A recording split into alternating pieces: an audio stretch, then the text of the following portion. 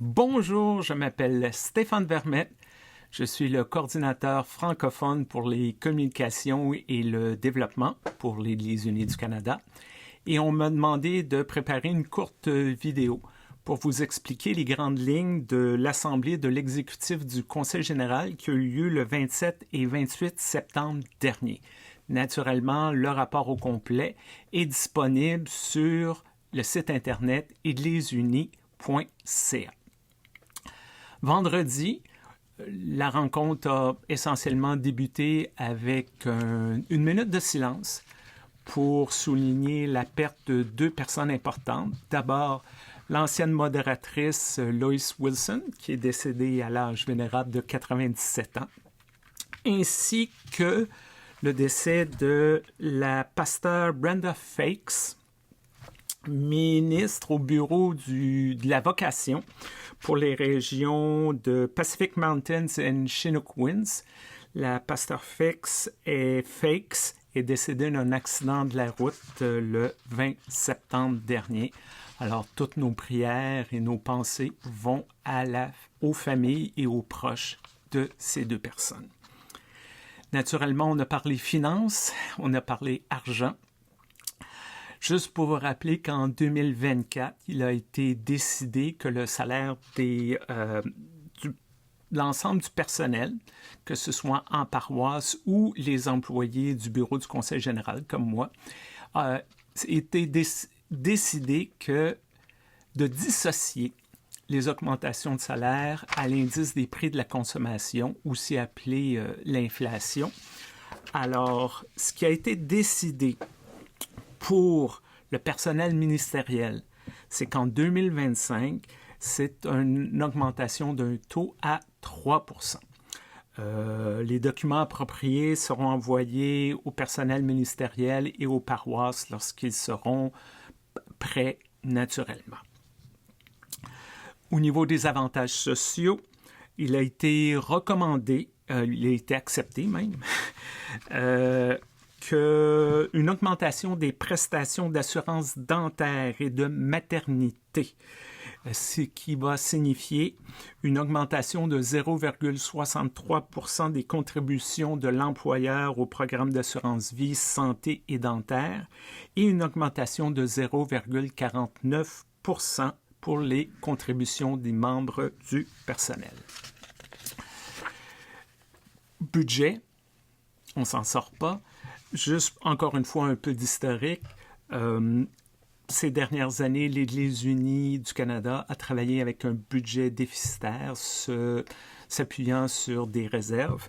Il a été décidé d'arrêter cette formule-là et de progressivement apprendre à vivre dans nos propres moyens, si je pourrais dire. Alors, en 2023, on avait un budget déficitaire de 4 millions. En 2024, un budget déficitaire de 2,3 millions.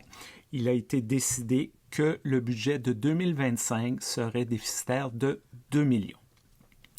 Ceci dit, les montants de subventions financés par le revenu mission et services sera au même niveau ou au niveau comparable, je pourrais dire, de 2024. Il a été question de croissance.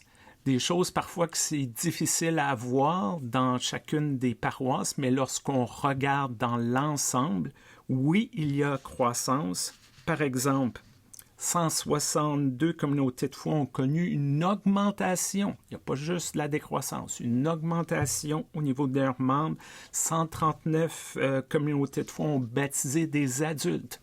Donc, il y a des signes encourageants.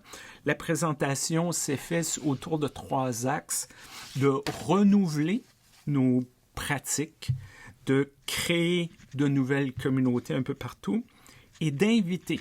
Ça, c'est quelque chose qu'il faut se réapproprier.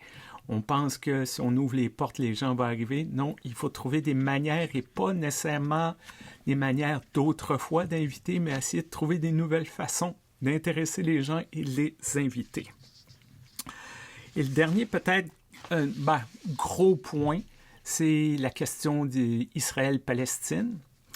Par le passé, l'approche était au niveau des programme, on appuyait une position parce qu'on avait des partenaires, puis c'était les recommandations des partenaires, et ainsi de suite.